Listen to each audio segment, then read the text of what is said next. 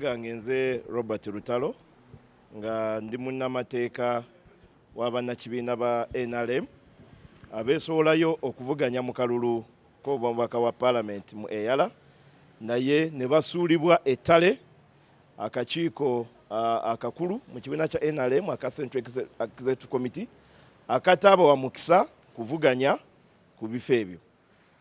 Bakira nti bankwe kuba ne beekubira endulu mu kooti nga baagala kooti ebadduukirire eddembe lyabwe ery'okwesimbawo n'okuvuganya ku bifo bye baagala eri bwa ssemateeka wa Uganda.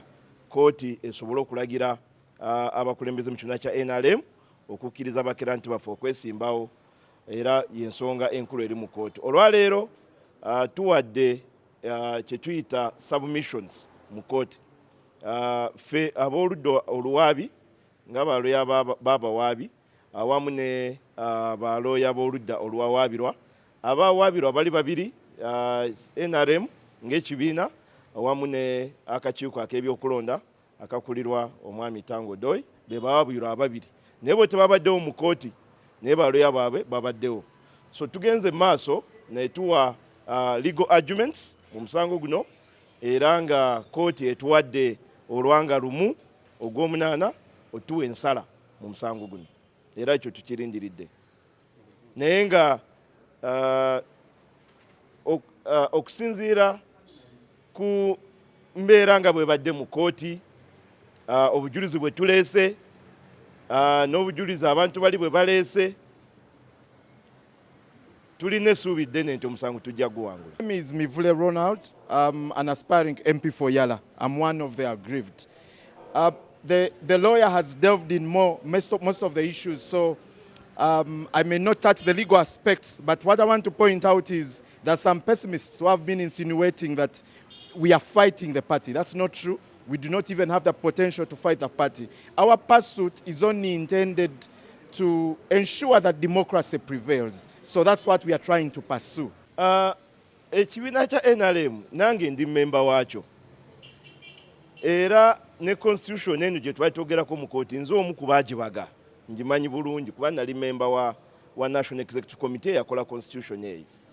Nkimanyi bulungi nti mu kibiina kyaffe ekya NRM akakiiko ka Central Executive Committee ke k'okuntikko era kye kasazeewo kye kyenkomeredde. Akakiiko ako mwabamu temukamanyi naye kakulirwa ssentebe w'ekibiina. Bammemba baako abalala kwe kuli ba vice person b'ekibiina ab'okuntikko omuli ow'ekitiibwa Kadaaga I think for Eastern Uganda, for Northern Uganda yali mwami Olanya eyafa, for Central ani aliko wa Central kuliko mwami Kiwanda Suubi. Akakiiko ako kwe kuli ssaabawandiisi w'ekibiina kya NRM. Kakati ani omulala mu NRM omunene okusinga akakiiko ako? Kakati akakiiko ako ka Seeke bwe kaba kasazeewo ekintu kiba kyankomeredde. N'olwekyo bano abawaabira obujuzi baleese nga bagamba nti bakera bange balyekubidde enduulu ewalala mu kibiina luddawa kyekibuzo ky'obabuuza. Balooya bagezaako ne bagamba nti akakiiko ka NRM kalina olukiiko olukola ku byobufuzi kye bayise olutanya abantu mu nsonga z'ebyobufuzi lwe bayise election tribunal.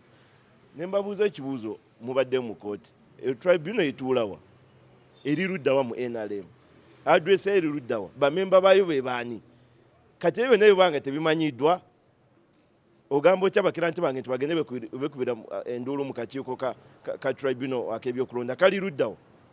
N'olwekyo bakira nti bange tebabalina abantu balala basobola kudduukira kubayamba okuggyako kooti.